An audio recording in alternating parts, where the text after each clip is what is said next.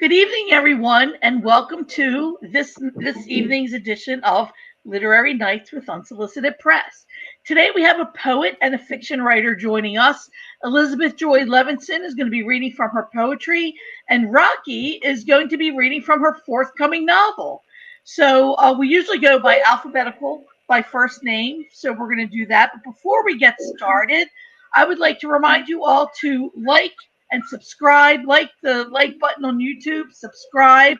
Also, if you have any questions or comments during the reading or even during the Q&A that follows the reading, please put them in the comment section and we'll be able to see them. So with no further ado, welcome to Elizabeth and Rocky. I'm so excited to hear your work, and we're going to start with Elizabeth and your poetry. So let's begin, and then we'll do the Q&A after Rocky has finished her fiction.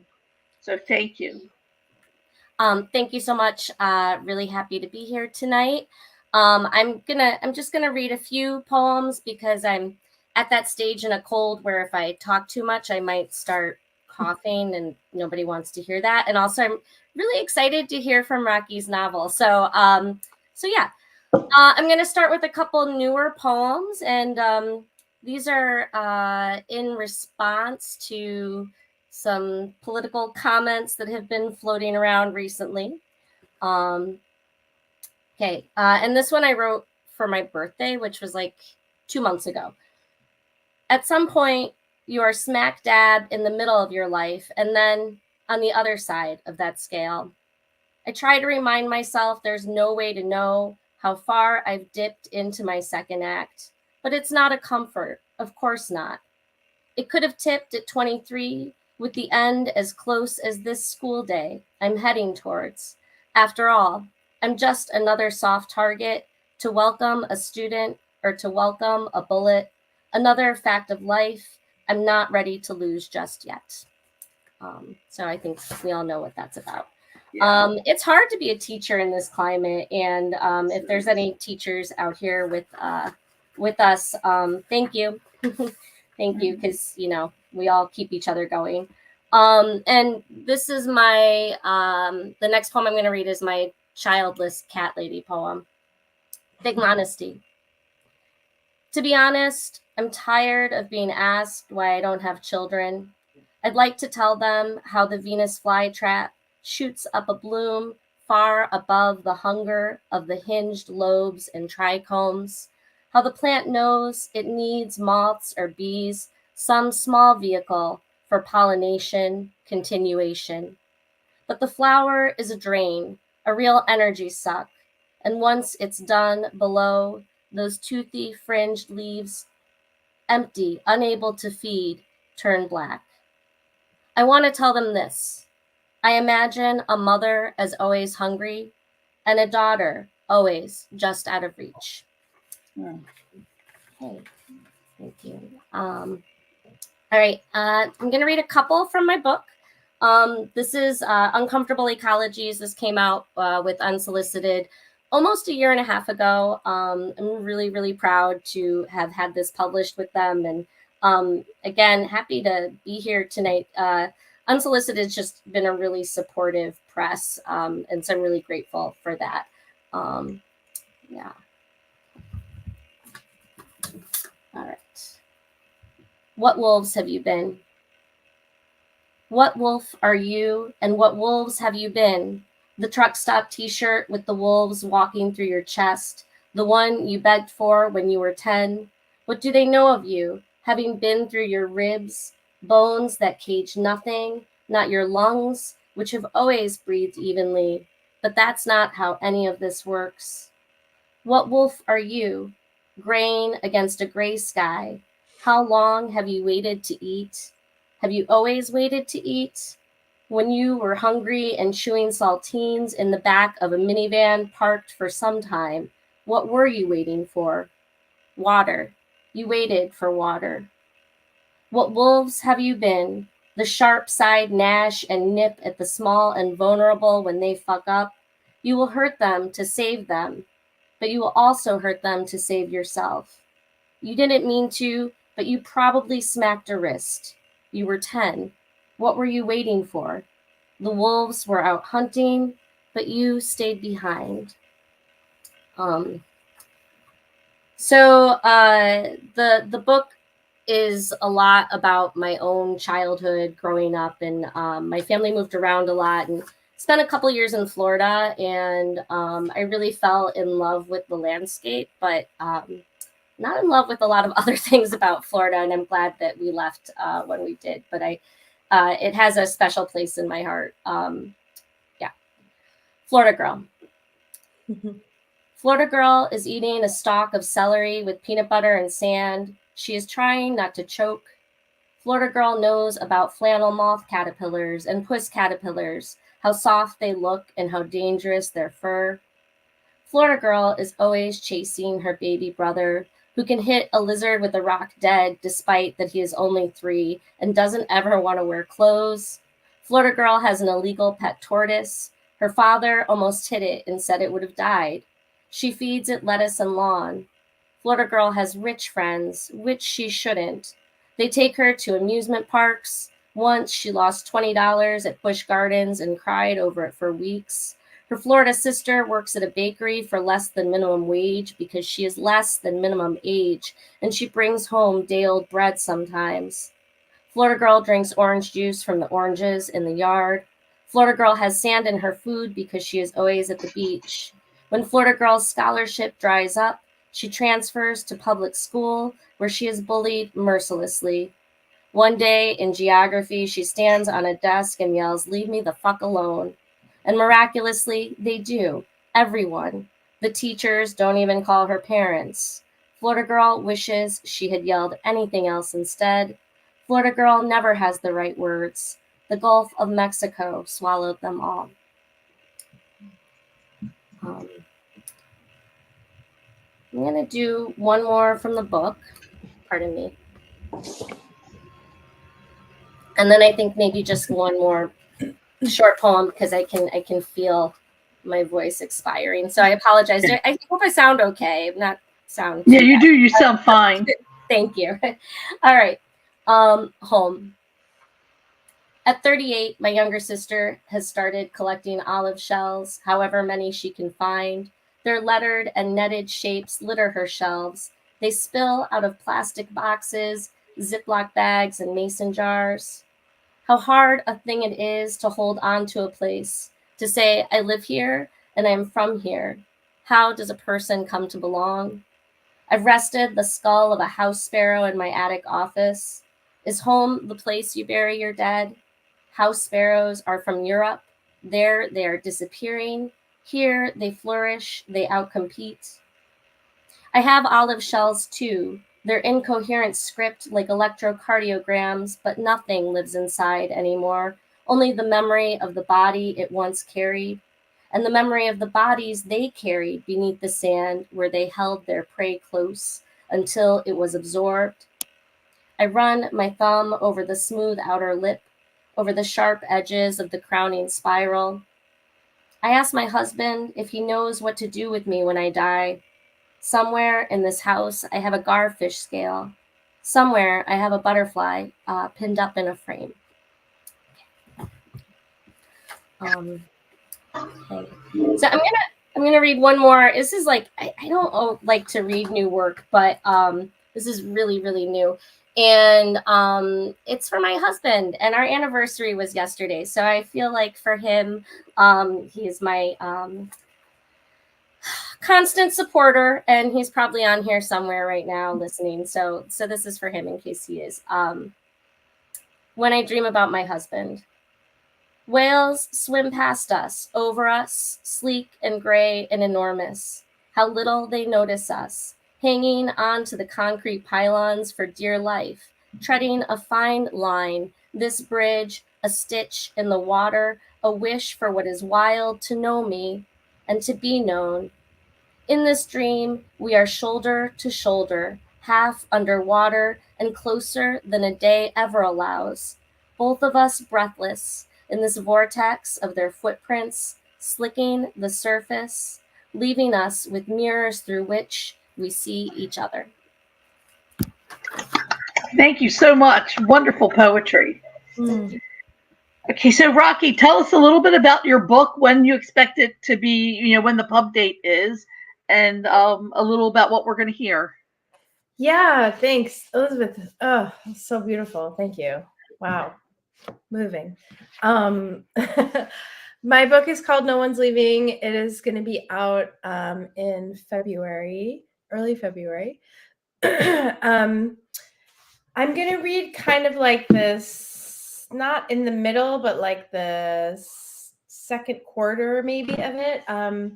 It's about, it's like a travel story about a woman who, the ghost of her ex-girlfriend who has committed suicide kind of follows her, and it sort of goes between like present, the traveling, and then while she's traveling, she sees this ghost, and then there's some back story. So there's a moment where there's backstory, so it might feel a little confusing kind of toward the end, but that's like the backstory. So it makes sense in the trajectory of the story. But I'm just going to read this section because it's like a sort of a little bit of a lighter, funner section to me. Also, I don't know why my picture is so grainy. It's usually not like this. I have no idea. Oh, Anyway, it's sorry about because that. of your camera. It's on that end. Yeah, I don't know. I have no idea why, but anyway, I kind of look like this. Okay, so anyway, No One's Leaving is the book, and I will read. I'm starting at chapter 7. My chapters are really short. Okay.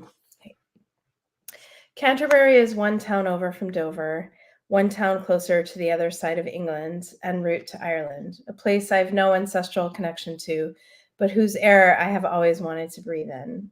In my mind, Ireland was a place of enchanted, lush, rolling green hills, the Irish Spring commercials of my childhood. My guidebook pointed me to the cheapest hostel in Canterbury, which turned out to be far from the shitty, thin-mattressed bunk bed hostels I had previously experienced. The place was more like a hotel, soft beds and sturdy frames and bathrooms that looked like they were cleaned regularly. I appreciated the luxury.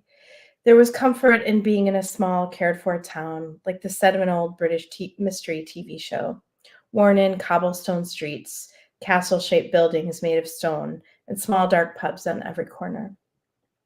2 young Canadian girls were also staying at the hostel, their maple leaf flag patches giving away their identities. They traveled with hair dryers and bulky suitcases and seemed annoyed to have a third in the room we shared. They looked sideways at my dirty, torn jeans and dusty backpack, and I looked at their shiny, blow-dried hair the same way.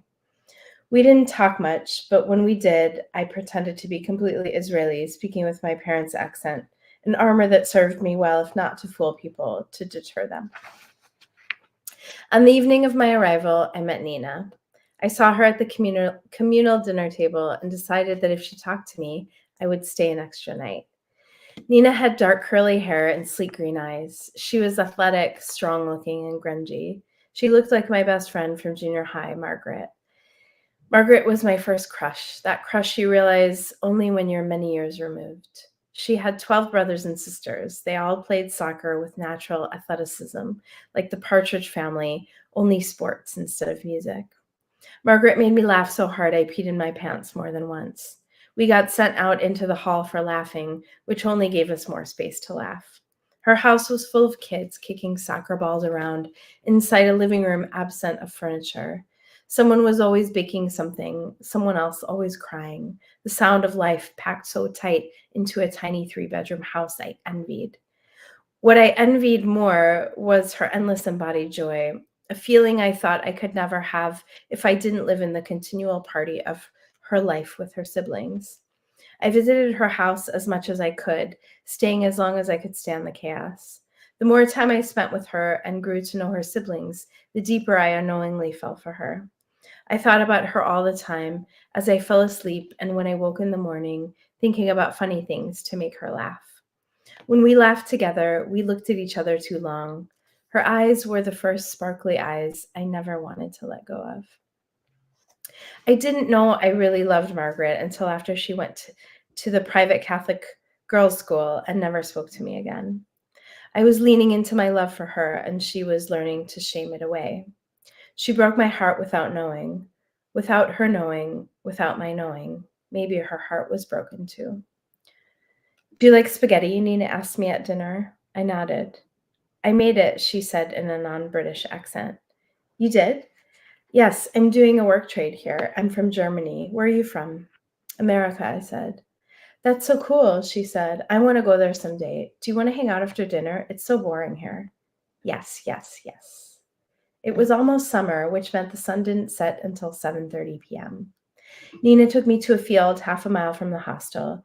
She smiled a lot, her green eyes sweet and intense in a way that let me be exactly where I was, forgetting all the moments that pushed behind me, my ghost temporarily muted. It's a private farm, but if you lay low in the grass, no one can see you, she said. I come here a lot to smoke. We lay side by side and she lit up a joint. The grass was tall and itchy, but smelled like flowers and blustered in melodic gusts with the wind, reminding us to shh. I took a big hit off the joint. I held the smoke in my lungs until I coughed, which made her laugh, which made me laugh. We blew smoke at the sky, watching it escape and dissolve into nothing as our heads became light and free. I wanted to hold her hand, but it felt too soon. When someone looks like someone you loved, the threads get crossed and tangled, knotting up so delicately you don't realize it. Do you have a boyfriend? She asked. No, do you? Yes, but I hate him. Why do you hate him? He's annoying and very stupid, she said, blowing more smoke out as she talked. I laughed. Why don't you break up with him? I don't know. It seems like too much work. She laughed with me. Have you ever dated girls? I asked. No, but I'm not against it. You should. You seem gay. This made her laugh more. She passed me the joint. How old are you? She asked. 23. How old are you? 16. Oh, I thought you were at least 20. No, I'm on a high school exchange program. We were stoned and laughing in hiccups and loops. I decided against trying to hold her hand, and in my mind, instead of calling her hot Nina, I started calling her cool teenage friend Nina. As I shifted my stance, I felt space and a small wave of relief grow around me. Crushes take a lot of work. When the potential for romance dissipates, friendships get to be uninhibited and deeper. I'm starving, she said. Let's go to the kitchen. I have a key so we can eat anything we want. We walked back to the hostel in the dark, looking up at the stars and down the dim-lit cobblestone street. The moon was new, so the stars shone as bright as they could, tiny bursts like Christmas lights in wild patterns. The air smelled like the perfect beginnings of summer, slight lavender blooms, and the leftover heat of the day baked into the earth. I took a deep breath and held it in for as long as I could. I wanted to swallow those moments and wrap my organs in summer air and friend love. The hostel was dark and quiet. Nina pulled out her keys and led us into the kitchen. We giggled like the teenager she was, opening the cupboards and pulling out jars of pickles and olives and bread and cheese and jam. We opened all the jars at once, spreading hunks of bread out all over the stainless steel counter, making crumbs and sticky jam blobs and rolling olive pits and cheese smudges around our fingers as we stuffed our stoned mouths. We ate and laughed more, and even though she was only 16, I fell in love with her for the next hour and forgot about everything else in the world. There are so many ingredients of love. I made you a snack for the train, Nina said the next morning. She walked me to the train station and handed me a container full of cold spaghetti. I tried not to cry about her thoughtfulness and her Margaret face and the way I was platonically so in love with her. I could have stayed longer, but my guts were persuading me to keep momentum toward Ireland. Even when there's a goal, the goal is never the end. I knew Ireland was not a stopping place, but it was a resting place to catch my breath and find space. I hugged her and took a picture of her in front of a giant wall clock and said goodbye. She watched as the train pulled away, waving furiously like a little kid. I waved furiously back. I ate the spaghetti with my fingers on the way to Liverpool, knowing my lips and cheeks were turning orange from the sauce and not giving a shit. It was salty and tangy and perfect. I wiped my mouth on my sleeve, put my spongy headphones over my ears, and pressed play. And if you wonder what I would do anything if I could. You know I would. I would for you. I looked for her on the train. I took a deep breath in and smelled for the cigarette, the vagina slime. My nose searched. I wanted the smoke, her smoke. I wanted to see her. I wanted her to see I was okay. I had Nina, I had Conrad, I had Ireland. I wanted her, and I thought of her when I heard the song, any of the songs. There are people we need to let go of, sometimes because they no longer want us. It's best to forget. But all we want to do is remember, for them to see us forgetting them, remembering. She wasn't on the train. I closed my eyes and thought of her face, singing. Perry Farrell's voice became her voice. I would for you. That day, we all gathered behind the swings at the far end of the park, smoking a joint and watching kids swinging their bodies through the air, laughing and talking about being small, how free we felt no longer being kids, even though we were kids. We were such kids, so small in our beings. Someone pressed play on a portable boombox, and Jane's Addiction blasted across the playground, the sound of our teenhood. The tape got flipped from side A to side B to side A over and over until we decided it was good, passing the tape insert around, admiring pictures of the band and reading along with printed lyrics, folding, unfolding, turning it over and smoothing it out. I lay with my head in her lap, looking up at the clouds, occasionally glancing at her perfect chin and the shape of her nostrils. We passed a cigarette back and forth, and I wanted the world to get stuck in that moment forever. Brava, brava. So now that we heard the readings of everyone, we come to our Q&A section. And I think perhaps both of your works has a lot of imagery in it. And so let's talk about imagery. Elizabeth, can you talk about how you approach imagery? And then Rocky, how you approach imagery and weave it into present action in a fiction? That's a big question. I think that for me, so I'm a biology teacher. I was wondering with this beautiful description of the plant. Thank you. I was an English teacher for a really long time actually, and switched over a few years ago. But I think that my interest in nature and my interest in writing kind of grew up together. And so a lot of times I just kind of get stuck on something I observe in the natural world, and I don't, not sure why I'm stuck on it. And so writing is a lot of times trying to figure out what is it about that thing that I saw that is meaningful or resonates with me. So I'm trying to work out that imagery and figure out what it's trying to tell me, I guess, if that makes sense. It does, and the use of the Venus flytrap, because I love those plants, although I never owned one. The fact that the Venus flytrap sort of knows what it needs and sort of puts out the tendril to get it is very reminiscent of what humans do. We kind of reach out with our sort of tentacle. It's not even it doesn't even have to be a physical one, but like a spiritual one or an emotional one, which is what Rocky echoed very much in her part, where you just kind of reach out to try to grasp what you need, even though it might be out of grasp. For the Venus flytrap, it gets what it needs, but not often do human beings. So I didn't know that about the Venus flytrap, that it does that. I find that really fascinating.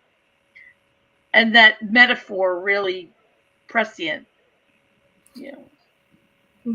Yeah, that's a good example of something that I was like, oh, that's so interesting that it has to make the flower go higher so that it doesn't end up eating its own pollinators. Like, that's fascinating, and I'm like, well, what does that mean for me? So So what does Rocky, that mean you have for I'm sorry. I just like how you were like, what does that mean for me? Yeah. So Rocky, you also put a lot of imagery, the grass. It's like you're a keen observer of nature. And I was wondering how you ended up weaving that into your work, because there they are, like it's almost painful. There's sort of like a would-be romantic moment that, when she said she's 16, it's sort of like puts a pin in that. But there they are looking at the stars, smoking weed, lying in grass. So, like, how did that scene come about? These this imagery. Yeah, I mean, I am not a biologist or a biology teacher, but I'm a real plant nerd. I love plants. I love nature. I love, you know, just sort of, and meditation and sort of like the present moment, observing. And a lot of those moments in this novel this is like a thing that I feel like I talk about. I teach college writing, and I talk about this a lot with my students. Like, where are you in your work? Like, how much of you shows up, and where can you show up, and how do you sort of like use your own moments and experiences in your work to, especially when you are writing fiction, like how do you create fiction out of your own experience? And so a lot of this novel came from, I mean, it was like a really long process of a friend that did commit suicide when I was in my 20s. And then I did this sort of like long trip by myself traveling around. And so a lot of the stories, like this story with Nina, like Nina's like a real person, and that some of that really happened, like more or less. I mean, not to the factual details, but I think I just, I think about like the sense memory and the emotional memory, and what are the details in the emotional memory that make something feel visceral and emotional and real. And I think that even when we're writing nonfiction memoir kind of stuff, like the idea that it doesn't have to be true to the detail, but more true to the emotional memory, and what memory is, and how memory is so emotional and visceral, and also like, so I think memory is so tied to nature. And so I think about like nature not as like trees and plants, but nature as like what's around you, like what do you notice? Because I think we do that a lot without noticing that we do that. Like we're just sort of sitting in the experience that we're having, and you sort of look around. Like I talk about this with my students too, where it's like, what's happening in those moments in between the dialogue, or in between the breath, in between, like somebody looks at the desk, I'm looking, I notice the grains of the wood, or whatever those little details are. And Elizabeth, how do you approach that reflection of nature? I mean, it's one thing to teach biology, but it's another thing, and to put those biological or things into a piece, but the imagery related to the emotion, and you do that in all your poetry that you read. Um, it's not only the biology, but the greater environment around. Yeah, I mean, I think so like it's, it can be hard to like okay, let me back up. One thing I try to be really careful about is like, because I said like, oh yeah, what does this flower do for me? But also like, we don't want to anthropomorphize too much, right? You don't want to, like, for me, it's really important to give respect to whatever I'm writing about as its own entity. And to kind of either, celebrate it, or at least just make an awareness of it, that it exists. And then it's sort of like, how is this resonating with me, right? Like, why is it that this is the thing that I'm fascinated by right now? Why do these olive shells that my sister collects, why can't I stop thinking about the shells and what they look like, and what does that help me understand about myself, I guess. But it's really important to me to be careful that I'm not just like using those things as metaphor, but also like I don't want to say like educating people about, but but just like, this is the truth of this thing, this is my truth, and if I weave them together a certain way, I might get something kind of lovely and interesting and weird sometimes. I don't know. It's funny that you're both teachers, and you kind of both have like a similar way of looking at things, or a similar way of approaching things. And I must tell you, I know about olive trees, especially being Italian, but I didn't know that olives were growing into a shell. So I really perked up when you read that poetry. I was like, olive shells? I don't think I've ever seen an olive shell, no matter how many olives I've eaten. And I think that many people will have a similar reaction because, while olives themselves are ubiquitous, the shells are not. And there's your sister sort of collecting this. It's ubiquitous because olives are ubiquitous, but it's like a secret, a secret of nature that only a few people know. Well, actually, no, it's just our bad habit as humans of naming everything after everything else, because olive shells are not related to olives. They're just mollusks. Okay. It's like a seashell. Okay. But it's the shape of an olive. So humans came along and they're like, oh, it looks like an olive. Let's call it an olive, And I appreciate the education, because No, I immediately thought of the tree. Yeah, no, I'm glad we straightened that up, especially for people out there who might have had the same question. So that's important. Yeah, and thanks for bringing that up, because it never even had occurred to me. But yeah, and again, that's just we love to name things after other things, right? And that can be misleading at times. So Rocky, talk about the ghost in your novel, and what role does that ghost play in terms of moving the story forward and its role in the character's life? Yeah, I mean, the progression of the story really started a long time ago. So in the reality of my life, that I had this very close friend who committed suicide when we were in our 20s. And just as I've sort of lived and gotten older, and I'm thinking about, I've had so many friends since that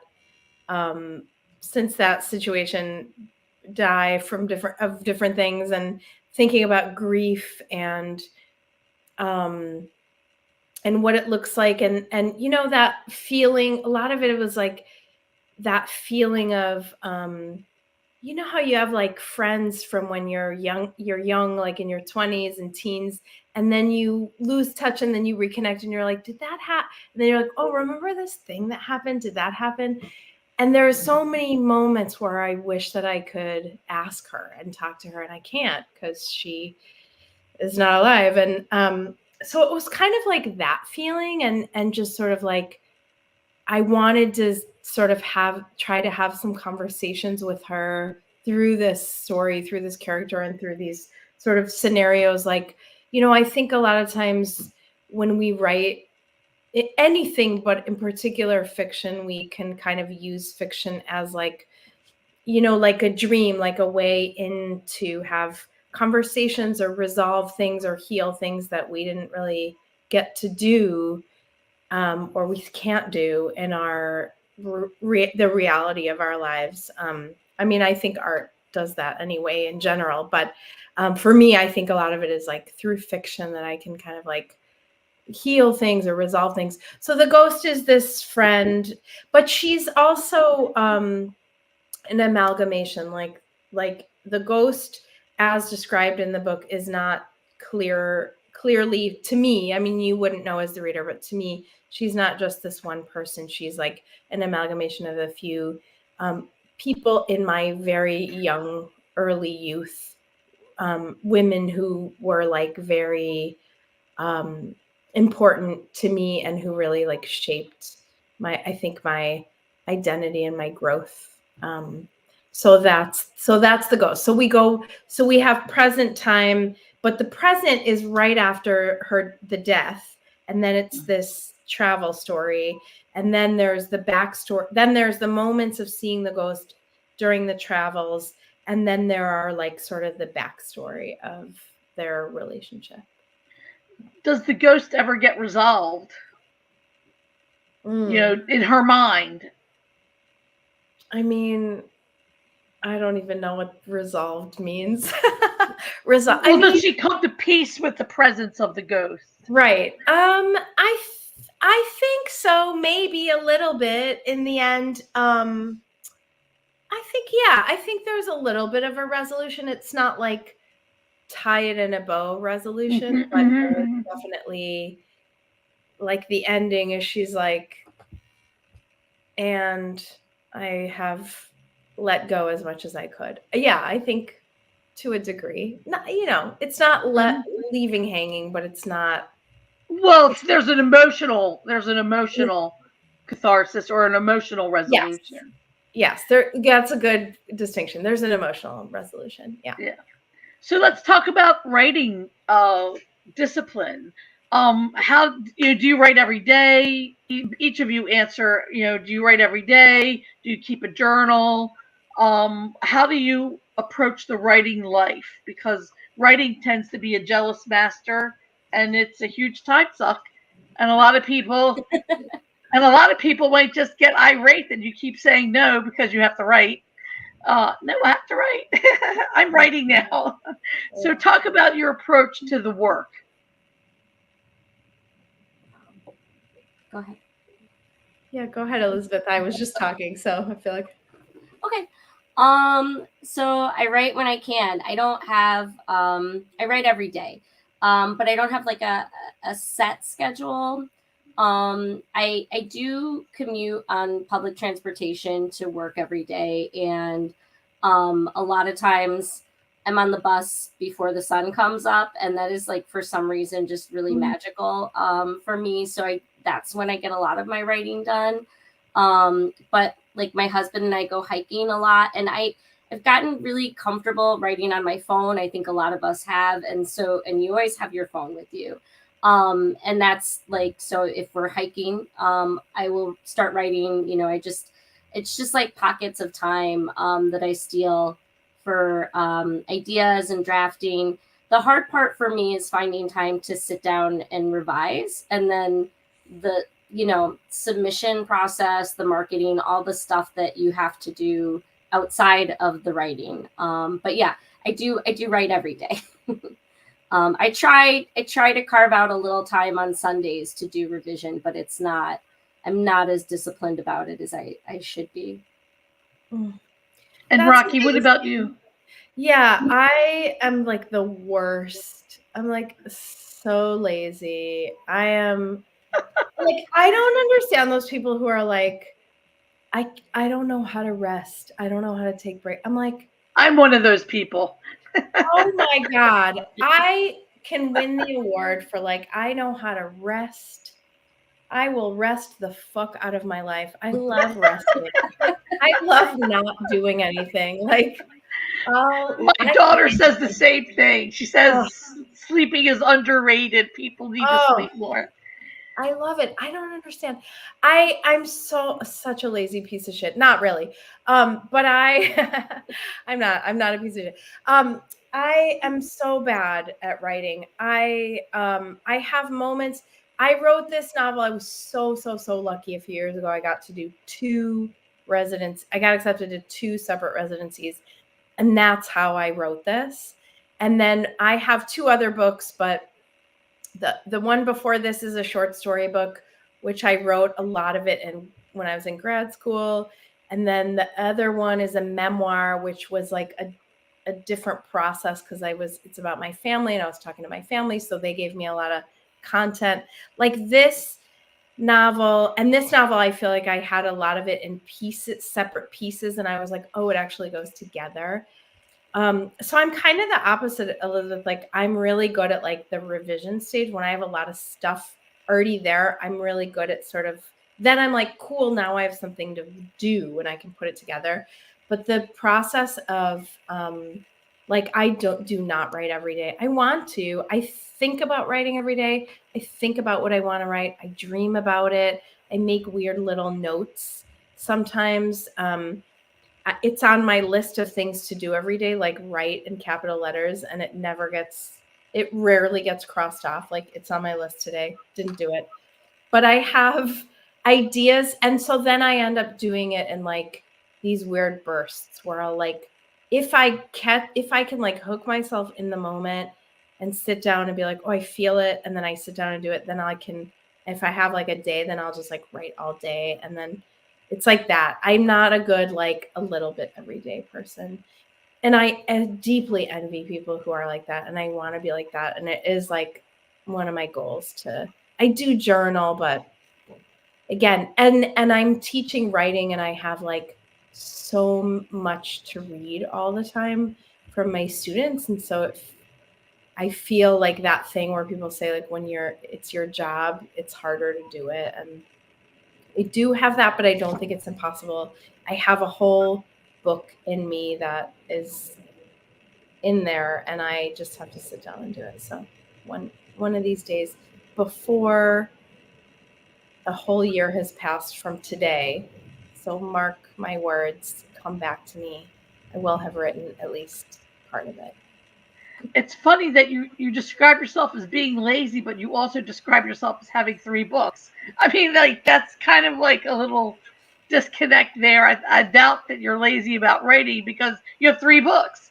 You know, I know it's like I think the lazy thing is I think about that too. It's more of like day to day, right? Like day to day, I feel like what do I do every day? I like go to the gym, and I like cook, and then take naps and stuff, and go to work. But then in the scheme of it, right, like I can get a project done. But on the day to day, I'm lazy. But as a whole, yeah, agreed. Maybe not. I don't know. Elizabeth, I'm amazed and jealous that you can actually write on the bus. I'm one of those people who have terrible motion sickness, and the only thing I could do on the bus or a car or a train or a plane is stare straight ahead in the direction that the vehicle is traveling. Otherwise, I avoid getting sick in that way. So the most I could do is actually shut my eyes and listen to an audiobook. But I definitely cannot write on the bus. So let's talk about a little about your favorite authors and how they influenced your work. Whether, like, a lot of poets will say Mary Oliver was a big influence in their work. Other poets will say they will list prose writers. And Rocky, you said you do it all. So talk about how what happened to give you that spark to say, oh, I'm gonna be a writer, I'm gonna do this. What was that, and what was the greatest influence of, like, just playing with words on paper? Who wants to start? I need a minute on that one. Okay. Rocky. You think. Oh, there are so many writers that I have felt inspired by. I particularly love magical realism, and I love short stories. I love flash fiction. I love this writer, Edgar Keret. He's an Israeli writer.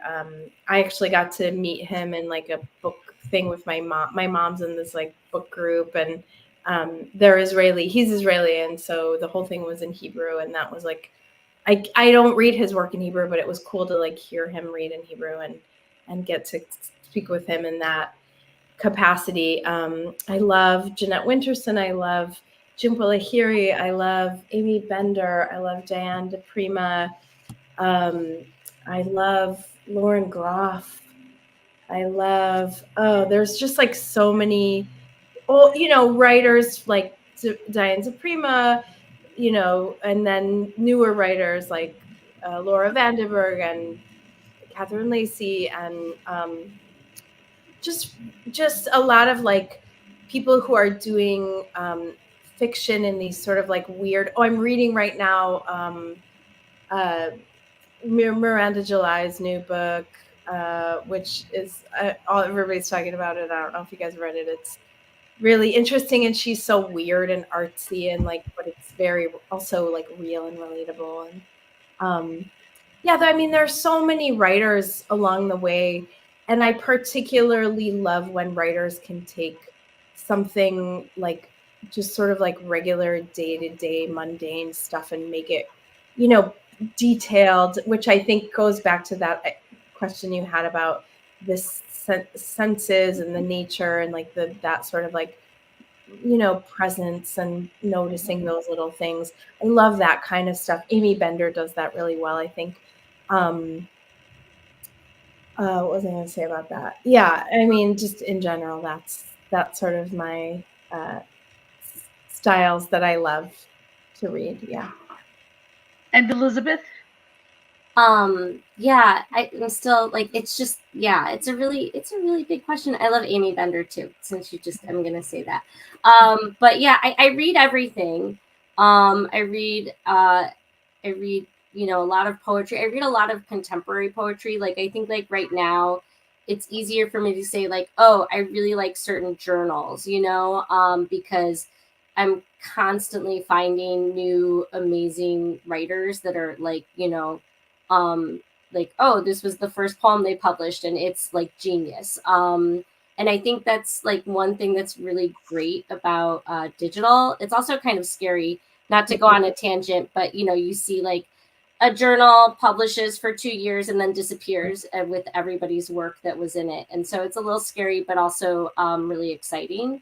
And also like the speed at which like these journals can put work out, so if you have something that's very timely, but that's just like a little, but I mean, yeah, when I was younger, I think you said something about this, like when I was a kid, I mean, I fell in love with, like Little Women and like Jane Austen, like really like classic literature. And like some of those books I would read. Little Women, I read like over and over and over again. And I did that a lot when I was growing up. Like I'd have a book that I just kept reading. In high school, it was Catcher in the Rye.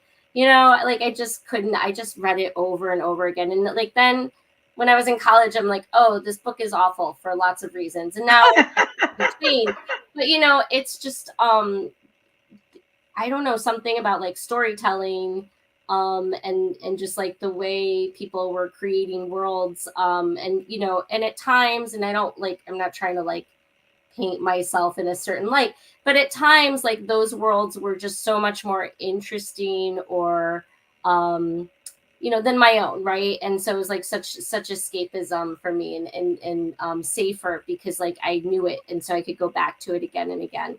And I think that's part of like what the spark, because I did start writing, like shit, but I was writing when I was really young. I was like writing little like songs about, I don't know, I think like about wanting to like go live off in the woods. And then when I started studying poetry more seriously, I would say like Sharon Olds and James Wright are probably two of my biggest influences, that have like, I'm just kind of like stuck with. Like I can always, if I'm stuck in my own writing, I can always go to like one of their books and read and kind of get unstuck, or at least get out of my own head in a way that helps me feel better about being stuck.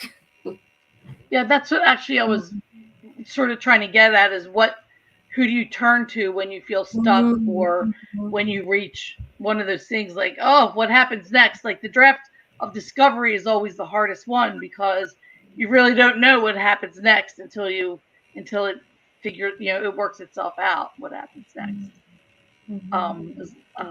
So there's a lot of aspiring writers who listen to this show, maybe not exactly when we're doing it, but they'll go back later to watch.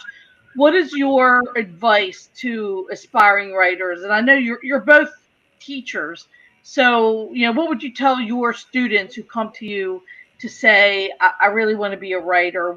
How should I go about this? So whoever wants to go first. Go ahead. I mean, I think like your last question is kind of where I would start, right? Read, yeah. Like read. Everybody says that, but it's true. At least it was true for me, and I think, but like, read and seek out different writers, seek out different kinds of work, seek out people who are different than you, read for like variety, diversity. Oh shoot, I just had a thought too and I lost it. Maybe it'll come back to me. So I'm going to pause there. Okay. Well, I totally agree. I have my students in one of my classes. I have like a more advanced class where we work on one piece the whole semester, and I also have them create their own reading list. Like, what are the things? Make a list of books or articles or authors that when you read them, you feel that inspiration to write. And I definitely, yes, I think it's very related to your previous question. I definitely have all those writers I talked about are writers I go back to, and there are particular books that I'm like, when I feel like I can't write, I'll go and read a story or read a section of a book that the style inspires me. Absolutely. I think it's, yes, that's what everybody says. And there's a reason everybody says that. Like reading, it's like I would never get tattooed by someone without tattoos.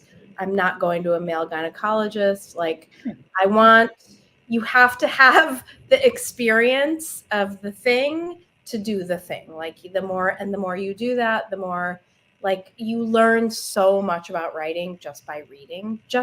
And I say this to my students, just looking at it, like don't just get lost in the story, which is great too, but how do they do it? How are they, what are you feeling, and how are they making you feel like that? And look at it, dissect it.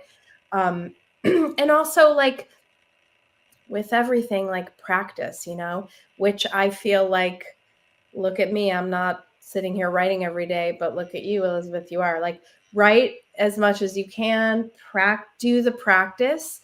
And even if you're, I mean, I do a lot of like parallel writing with my students. So we're writing this, we're doing these prompts. It's not going to be part of your finished whatever. Maybe nobody ever sees any of it, but it's part of your practice. So the more that you do it, you're practicing it.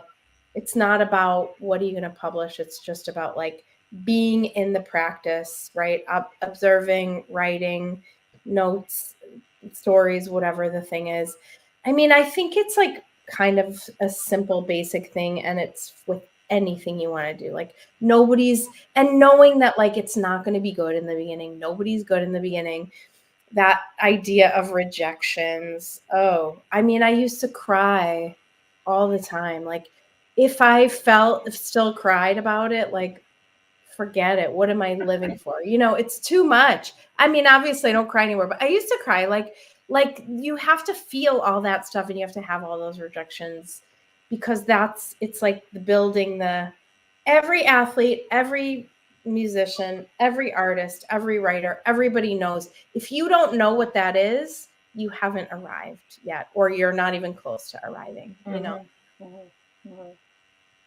Yeah, that resilience is it's key. Now I cry when I haven't heard from a place for too long. If I'm like waiting, like I'm just like, just reject me. It's okay. I can take it. But I thought of something else, and that something else. You had mentioned discovery before, and that's the other thing that I would always want to tell my students when we're working on writing, which I don't get to do as much as I used to. But then I don't have the reading their work issue getting in the way of my own work. So it's whatever. But discovery, right? Like I try to tell students, like, don't sit down thinking you know the answers, right? Like you have to have a question, and you're trying to work that question out. You're not saying, oh, I have the answer and I'm going to educate you. And you see, I mean, like, there's a lot of bad poetry that tries to do that. And I don't like to say bad poetry, because I like to say that there's no bad poetry, but there, poetry that comes off as like instructive, right? Like, oh, this is how we should think, or this is how, sometimes you see that when people are trying to be political. And that's why I don't do a lot of political poetry, because a lot of times I know exactly how I feel.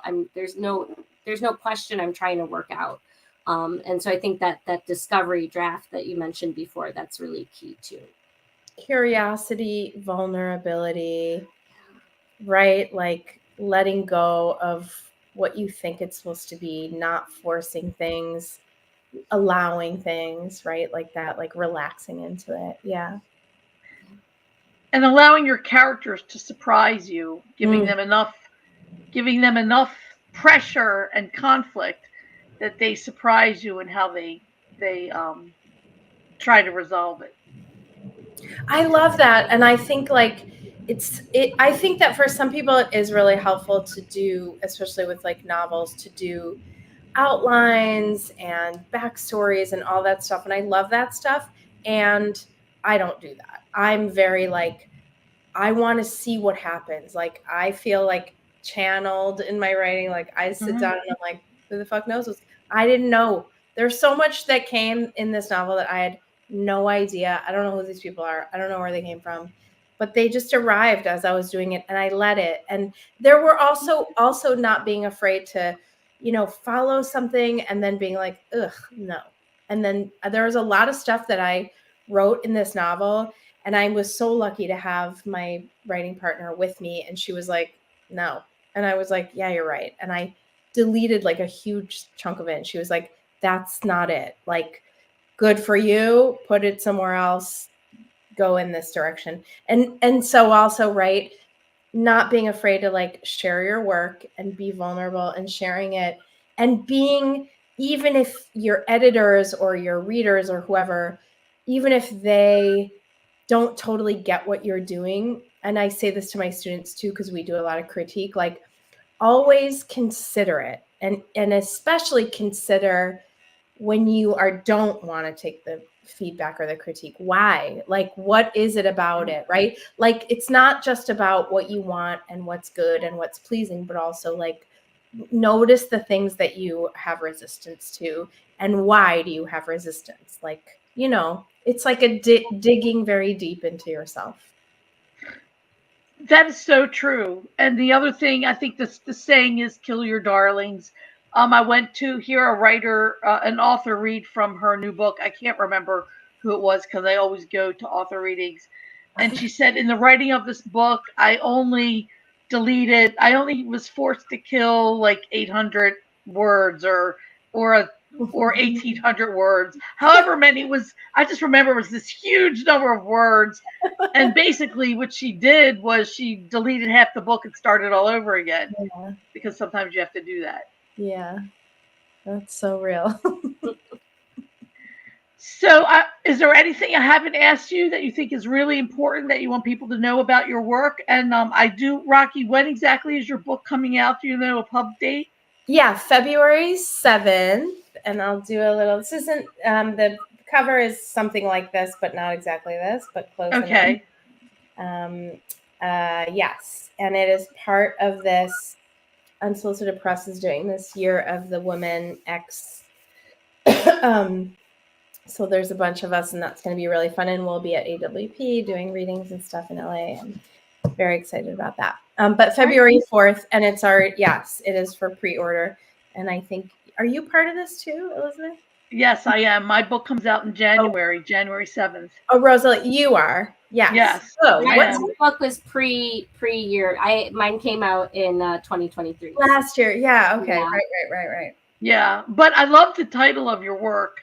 I think I remembered. Did you read from your work earlier when Summer was having those Zoom readings? Because I thought I heard some of your book in the past. Some of the poetry. Yours. Yeah, I did. I did a reading with Darcy Schumer and Tim. Why can't I think of Tim's last name right now? He's fabulous. Oh my God. Anyway, yeah, we did last spring. We did a reading together, and we did a couple at AWP that I think were streamed, maybe. So yeah. Well, I want to thank you both for joining. This is every week. I mean every other week when we have these. I'm very inspired by the authors. Somebody wrote clappy hands, and I highlighted it. So thank you, Sean Arnold, for your comment. And join us again. Our next reading is, oops, I should have known this by now. It's going to be the 13th of November. So I hope everyone comes back and listens to us on the 13th of November. And thank you, everyone, for watching, and come and see us again. Good night, ladies. Thank you so much. Thank you. Thank you both so much. Great to meet both of you. You too.